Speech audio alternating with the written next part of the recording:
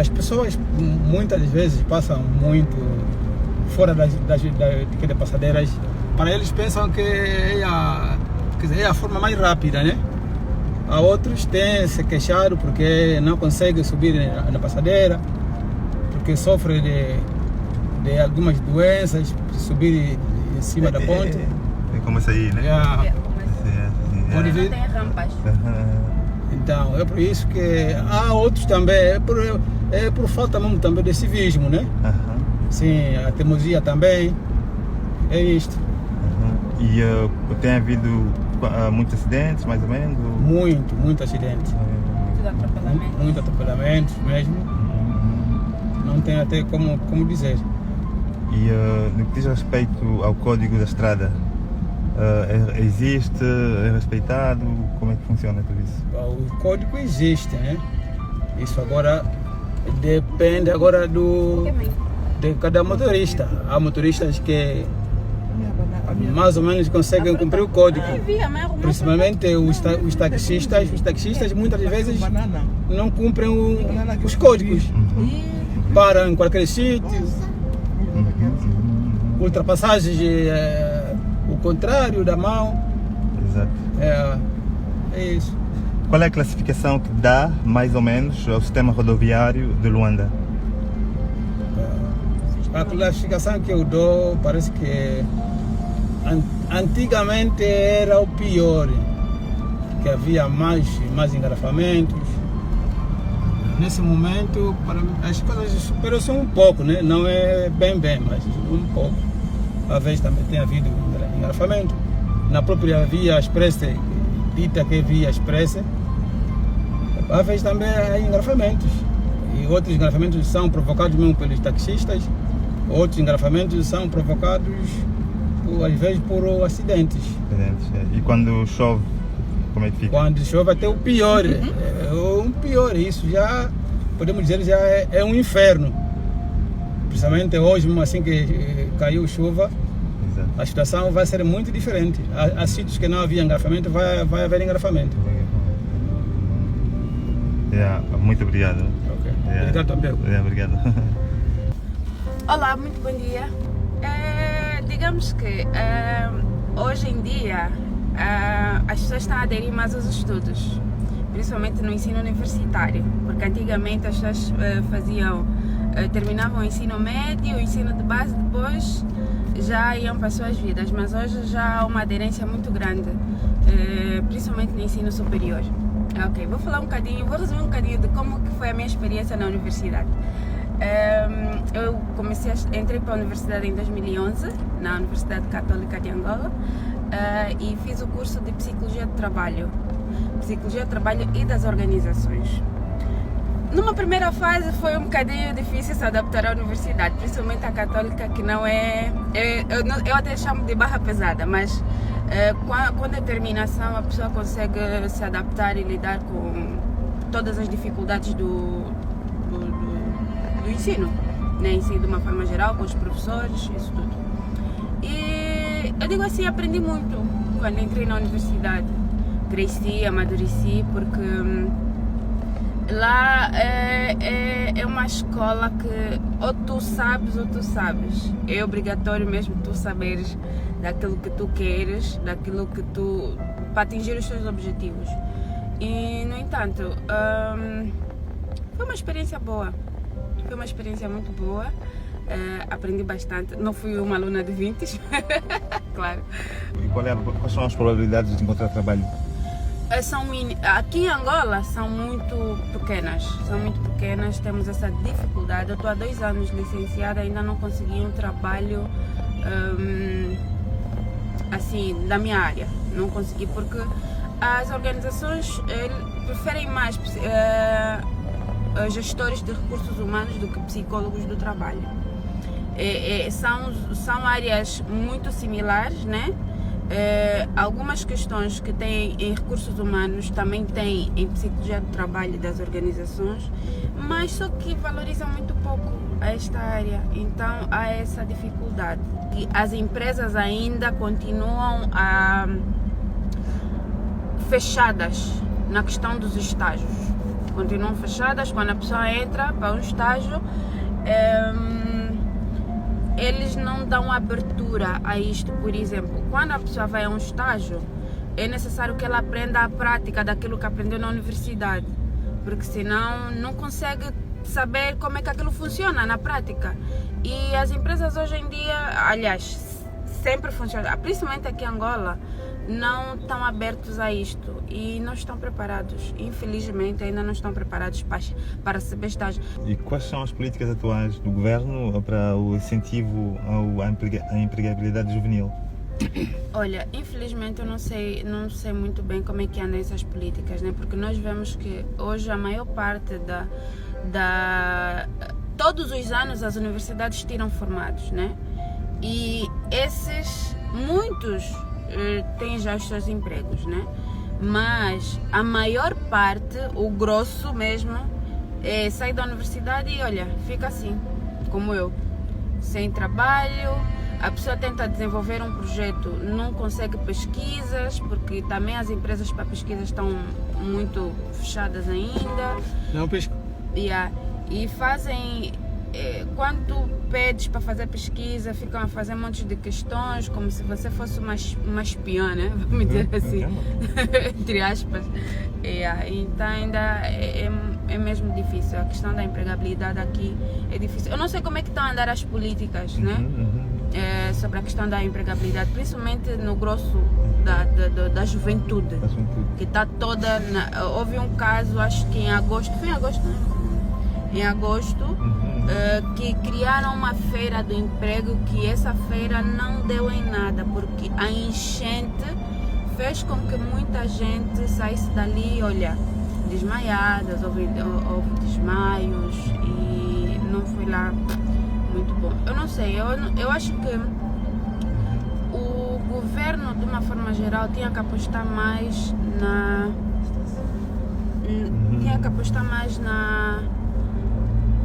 questão de incentivar tanto as empresas como os próprios candidatos ao emprego, né? Principalmente as empresas, nesse sentido, principalmente as empresas a receberem mais estágios, né? A darem mais estágios nos recém-licenciados, porque senão é um bocadinho complicado. E pertence a quem essas mangueiras? A própria população. População, pode servir. Ocuparam terrenos grandes. Exato. Não tem nada casa, só tem uma mangueira. Também nesses terrenos, para você conseguir, não é qualquer pessoa. Só entre eles mesmo. Em termos de terreno, né? Entre eles. Então quer dizer que os camponeses pagam uma parte a eles também, não? Eles ocuparam os terrenos.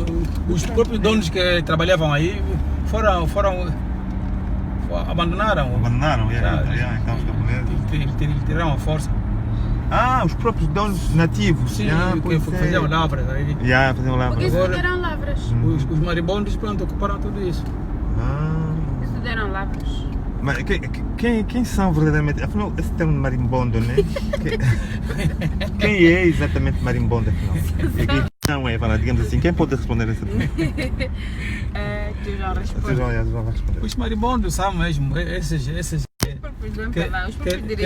roubaram o dinheiro do Estado, as riquezas do povo, que roubaram o dinheiro, roubaram tudo.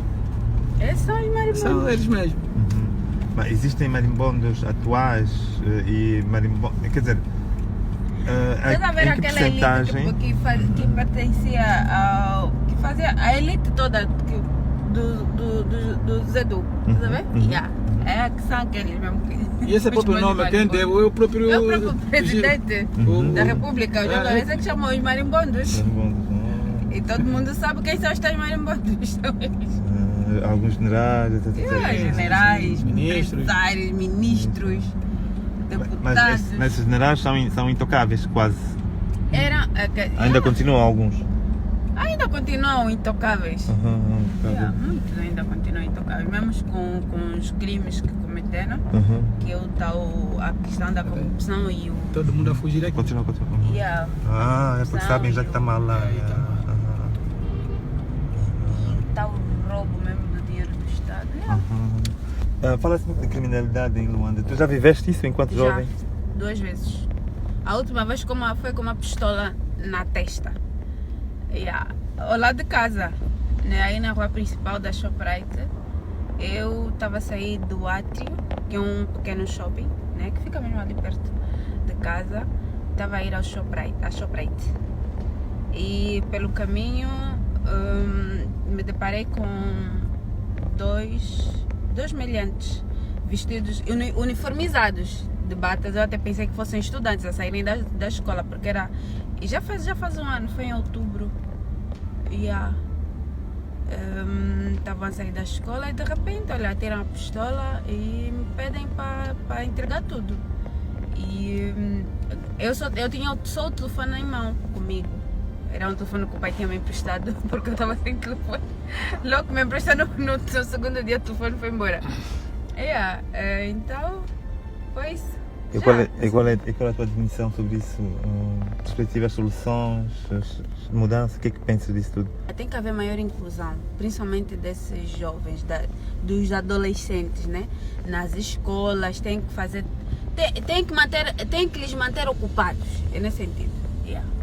Ocupados, não tem como ir para a escola, pelo menos um curso, ou fazer qualquer coisa que lhes mantenha assim, ocupados, é isso. Porque senão não vão conseguir resolver. E o que é que acontece? Por eles serem menores de idade, eles vão para a cadeia, depois de um tempo eles tiram. Nem fazem um mês, às vezes. E voltam a roubar, porque não há essa inclusão. Ok. Sim, não é essa inclusão social. Então, muitos estão sem, por exemplo, muitos estão sem documentos, e sem documentos não podem estudar. O que é que o Estado pode fazer sobre isso? Tem que criar mecanismos. E como é que as pessoas não têm documentos, adolescentes? Muitos. Há muitos adolescentes que não têm documentos. É a maior parte. É a maior parte. A mãe fez um trabalho sobre isso. A mãe fez um trabalho e nota-se mesmo que principalmente dos 0, né, mãe? Dos 0 aos 15 anos, aos 18, estão sem documento, até pais, mães. Não têm documentos. Indivíduos com 80 anos, 70 anos não têm. Sim. Mas isso é um déficit a nível administrativo, então, nesse caso, não é? É a administração que não funciona. Não só a nível administrativo, a nível mesmo do próprio Estado em si. Porque se o próprio governo criasse mecanismos, por exemplo, vou dar um exemplo muito prático. Para tratar a cédula de uma criança, é necessário que os pais tenham documentos, principalmente o bilhete de identidade, né? E muitos desses pais não têm bilhetes. O que é que o Estado pode fazer sobre isso? É criar facilidades, mecanismo para que esses pais possam ter os seus documentos.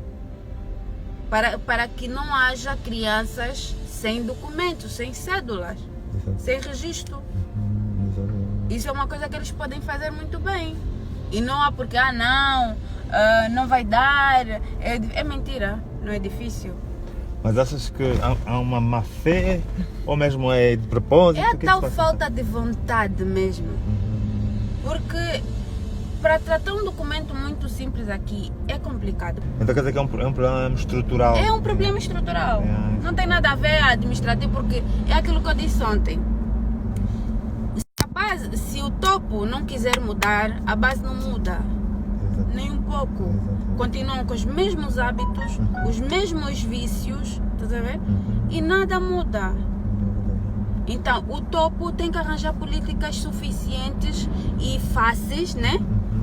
Que é para facilitar também a população. Ok, então, digamos assim, cédula é a base dos bilhetes. Sim. Toda gente tem cédula. Porque tu quando tens uma cédula, tens a certidão de nascimento. E é com a certidão de nascimento que você trata o bilhete. Porque na certidão de nascimento está toda a informação tua. Os pais, os avós, isso tudo. Então digamos que esses jovens que não têm documentos têm cédula. Todos têm cédula? Não. Uns não têm nada. Uns não têm mesmo nada, nem cédula, nem bilhete. Então quer dizer que em caso de controle policial? Não conseguem, estão sem identidade. Mas então quer dizer, nem sequer há controle policial? Então, Às vezes, né? Às vezes há, mas... sim, é essa a questão. Não é só há... para ver se há um problema, não é algo de estatística, não é algo administrativo, é só em caso de criminalidade e tal. Olha, Sim, só em caso de criminalidade. Também. Mas em caso de controle, Não há. Não há. Temos o Banco Nacional. Aham. E agora lá temos o edifício da Sonangol, que está ao lado daquele símbolo branco. Aham. Temos o coisa do edifício, está a TAP, né? Da TAP. Mas o BPC está onde é o edifício do BPC. Não consigo ver. Está um bocadinho escondido porque ele está por trás do... Estava em direção ao Banco Nacional. Banco Nacional. O BPC está mais por trás. Yeah. Temos as Torres do Atlântico, Torres do Atlântico. que é este edifício ali. Acho que é à direita, né? À direita, este que está ali, sozinho. Mas consegui ver. Temos o Hotel Epixana. É pequena. Está muito lá para trás do Banco Nacional. Olha, temos a... Esse que está sozinho. Este edifício que está sozinho é o Hotel Indiama. Indiama não, o Hotel Presidente. Estava a andar por Luanda e notei que a cidade em si é interessante, né? Com muitas estruturas um pouco por toda a parte, né? E que há uma espécie de interligação, intercâmbio e também, quer dizer, está tudo assim em movimento, né? Mas a impressão global é como um esqueleto, tá vendo? Como um esqueleto que precisa mesmo de uma espécie de lifting, né? Agora, o que é que tu dizes sobre esse facto de urbanização sem detalhes, digamos que está tudo só assim, mas que há um potencial? O que é que tu dizes disso? Há 10 anos houve uma febre de condomínios, estás a ver?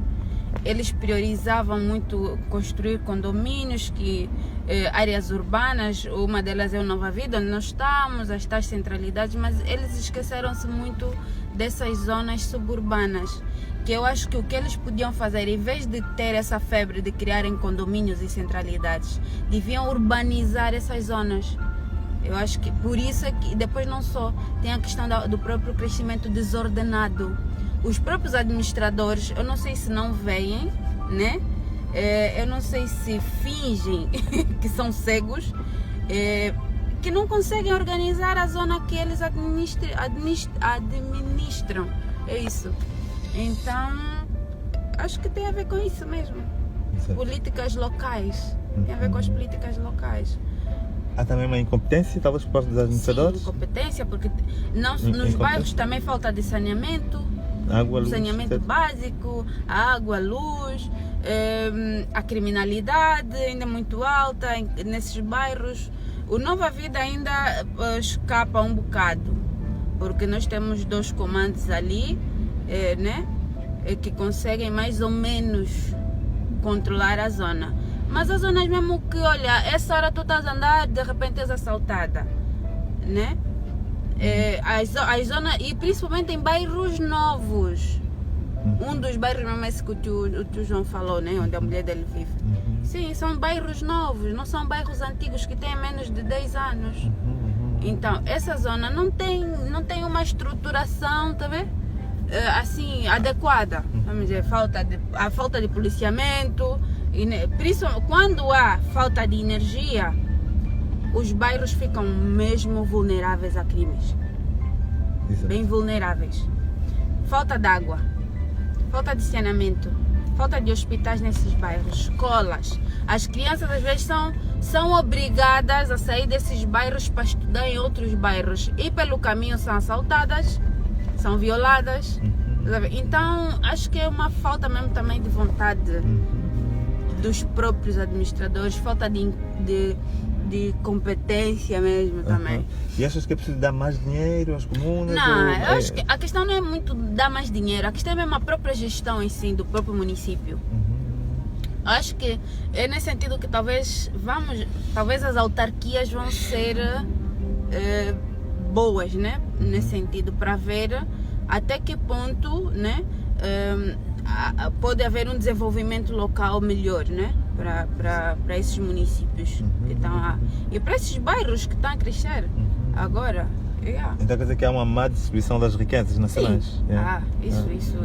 Isso é bem visível. Isso é bem visível. Porque há uma disparidade muito grande. Há uma classe média em Angola? Há uma classe média. uma classe Com certo média. poder de compra? Hum? Com certo Sim. poder de compra? Sempre teve. Sempre foi. E como também é uma classe muito baixa. Chegamos a tempo, né? Yeah. Como também é uma classe Aqui é muito onde? baixa. Aí vamos já Sim. aqui já no civismo. Já chegamos, ok. já. Tá aí o... Ok. Para acabar, Tá aí né? as bandeiras. Para acabar, como já chegamos. Ei, peraí. Perspectivas e futuros, positivismo, o que é que tu dizes disso tudo? Como é que vamos fazer no nosso país? Como é que vamos fazer? Essa é uma pergunta um bocadinho. Eu não digo difícil de responder, mas eu acho que eu realmente não sei como responder esta pergunta. Oh, Como é tem que alguém vai aqui? ser? Como é que vão ser Podia entrar já aí. as Não, não, ainda expectativas tenho para tempo de ir o buscar as futuro? Mas eu camisolas. acredito Aonde? que Ali no coisa aí. se houver No mais quartel? trabalho No por quartel. Eu parte disse naquela hora que do próprio vamos lá direto. Eu governo, entrava né? já daí. Não, no Acredito quartel não, que aqui. vamos melhorar, Nessa parte aqui. né? Lá Mas dentro. tem que lá haver uma fundo. vontade Aqui do dentro, próprio aqui. governo em Ok. si. Não, não vou mais Porque no quartel. eles Ah, não só vontade deles e vontade da própria população em si querer mudar. Porque às vezes pode-se dar o caso que eles vão querer fazer de dar a desculpa que não. A população é que não quer, estás a ver? E então tem que haver essa conexão, né? Entre o Estado, né? E minha a população de uma mana, forma como é geral. que- Yeah, eu acho que tem que haver essas Estás duas aonde, vontades. Nico? Porque senão não avançamos nem um pouco. É isso. Eu tô... Muito obrigado. Ai, não Muito muito. obrigado. Estamos aqui em Luanda e pronto, né? Vamos visitando pouco a pouco. Pois, como estava a dizer, aqui essa zona é uma mini zona verde. Muito Tu vês lá? É uma zona onde os camponeses aproveitam para cultivar legumes. E esses legumes são vendidos aqui localmente. Outros é para consumo e outros é para coisa. Isto eu acho que é uma boa coisa, não é? Sim, porque assim pelo menos aproveitam-se todos os espaços verdes, não é? Exato. E, Digamos a questão económica em geral, qual é a sua definição? a questão econômica está péssima. Quer dizer, a vida está cada vez mais difícil, as pessoas quase que não têm mesmo nenhuma sustentabilidade. E agravado agora com o aumento dos preços devido ao IVA e devido também à inflação e à baixa do petróleo, a vida do povo está cada vez mais difícil. Do povo em geral, de todos nós. É que para se conseguir alguma coisa, se conseguir alguma sustentabilidade, é preciso muita imaginação. E mesmo assim não é suficiente. De formas que esta é a situação que nós estamos a viver. Está cada vez mais difícil mesmo, a vida está muito difícil. Não sabemos como é que vamos fazer, em que ponto, qual é a solução para acabar com esta situação. Mas que a vida está difícil. Hoje os produtos básicos da cesta básica estão a aumentar cada vez mais. Digamos que os preços triplicaram. Há 2 meses para cá, os preços triplicaram. E tudo isso faz com que as pessoas se empobreçam cada vez mais. Quais são as potencialidades de Angola, digamos, como é que nesse cenário global Angola ainda pode se reerguer, digamos assim? Eu acho que, do meu ponto de vista e de outras pessoas, não é? Eu penso que aqui é mesmo apostar primeiro na agricultura e logo que a agricultura em paralelo com as infraestruturas. Porque nós temos de facto alguma produção no interior do país. Mas essa produção não tem escoamento por falta de infraestruturas. Primeiro, as estradas não estão em condições e segundo, lá nas zonas produtivas não há vias de comunicação, sobretudo estradas, meios rolantes para que essas pessoas tirem a produção do campo para as cidades, para servir para ser comercializada.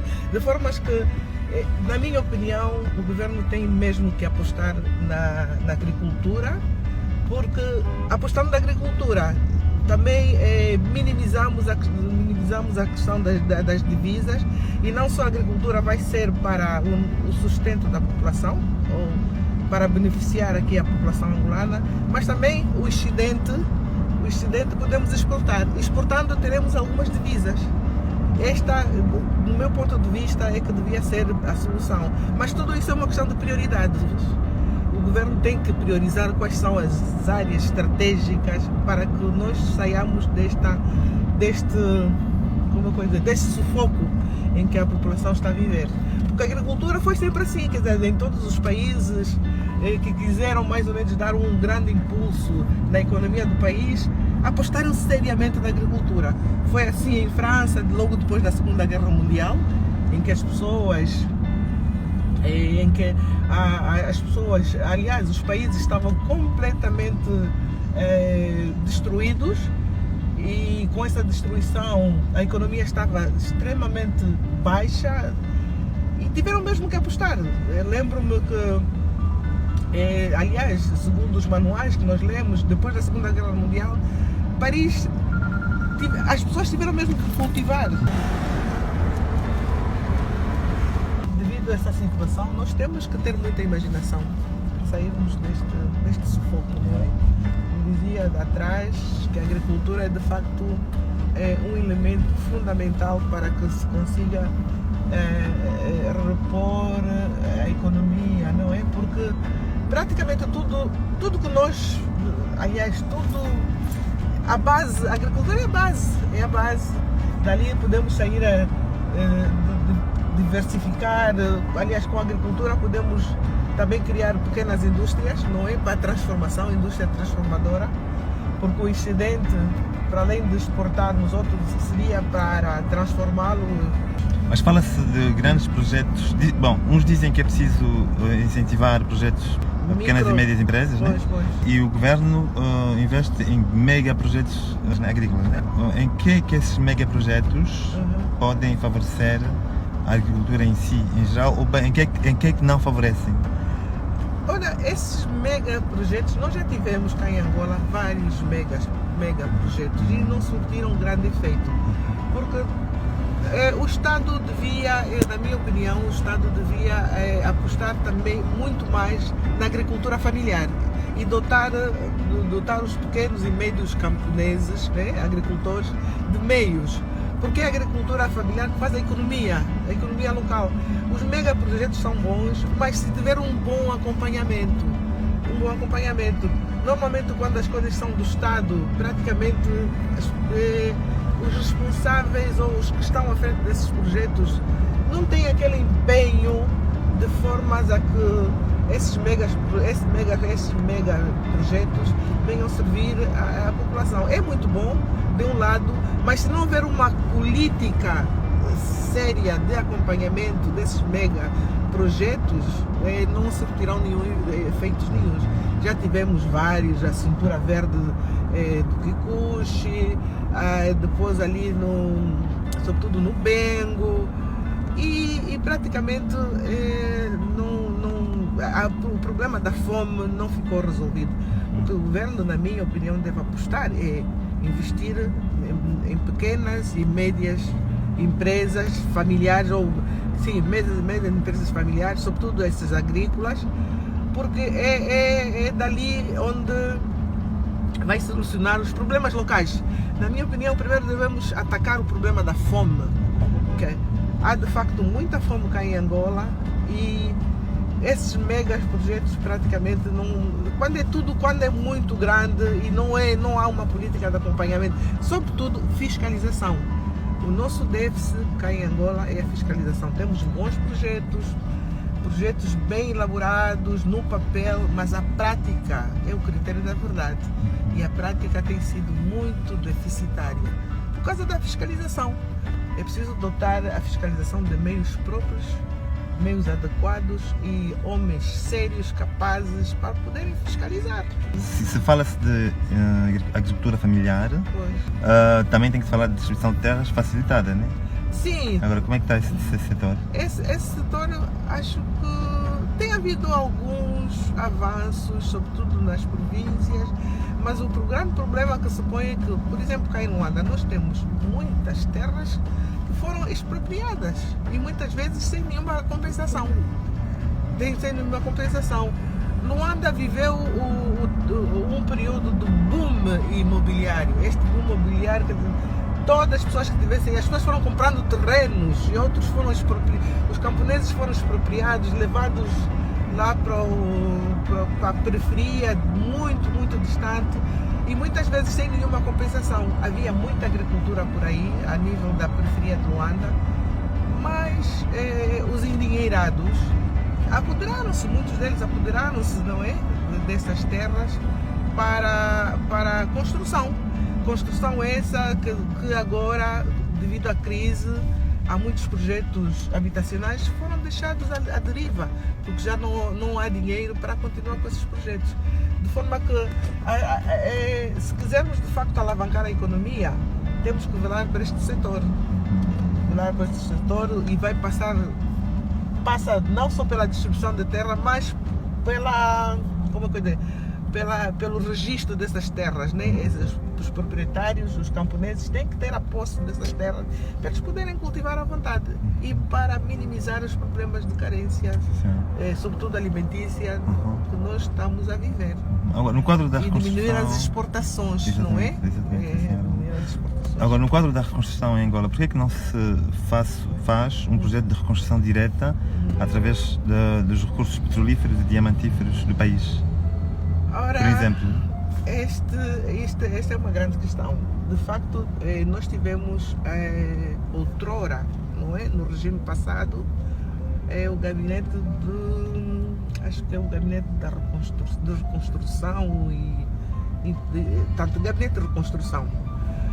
Mas este gabinete praticamente não avançou muito. Quer dizer, o que aconteceu com esse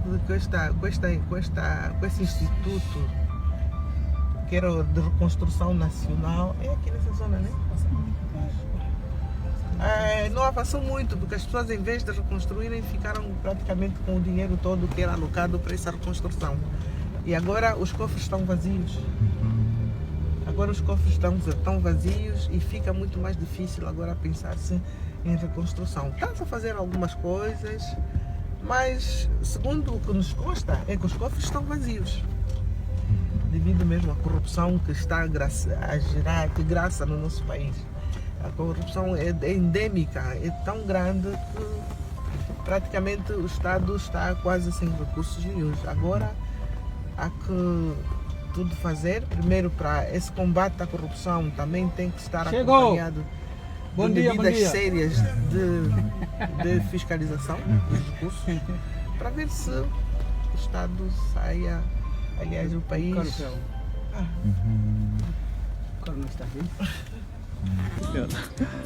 Temos o Porto de Luanda. É o maior de Angola? Acho que sim.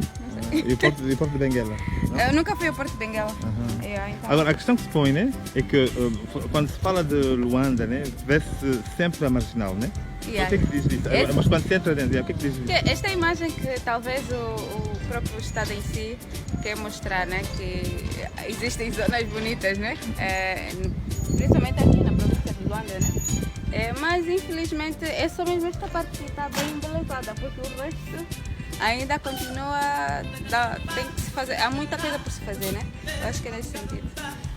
Porque às vezes, se houver enchentes, ainda, quer dizer, quando chove, né? É nesse sentido, quando chove ainda há águas nas estradas, né? Então acho que é uma questão de se fazer bem a questão dos esgotos ou do saneamento básico, que é para não haver águas paradas quando chove. Às vezes, quando chove, ficam águas assim. Então acho que é uma questão de se ver esse problema, né? Mas orgulho-me, porque é algo bonito, né? Se apresenta aqui, mas tenho que fazer isso também nos outros sítios. Nos outros sítios? Sim. Muito obrigado, né? É a única coisa, quer dizer, é pouca coisa que eu sei, né, sobre essas obras, mas é praticamente isto que eu penso. Exatamente, ok, obrigado. Tchau. Tchau.